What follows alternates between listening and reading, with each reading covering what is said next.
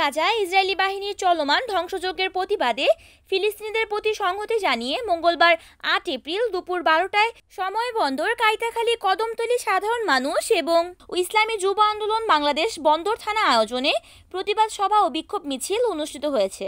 সভায় প্রধান অতিথি হিসেবে উপস্থিত ছিলেন মাওলানা আবু সাঈদ আমিরাবাদী ওলামা আইনা পরিষদ সহসভাপতি মোহাম্মদ শহীদুল ইসলাম, ইসলামী যুব আন্দোলন কাউসার সহ কাইটাখালী কদমতলী এলাকাবাসী উপস্থিত ছিলেন।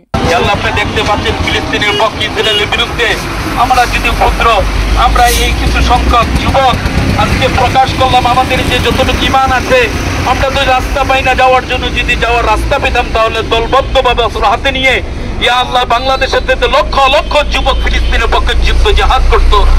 আল্লাহ চাইতে পারি না, মনের ব্যক্ত পেশ করলাম, আল্লাহ আপনি কবুল করে নিয়েন, আল্লাহ যুবক ভাইদের কবুল করে নিয়েন।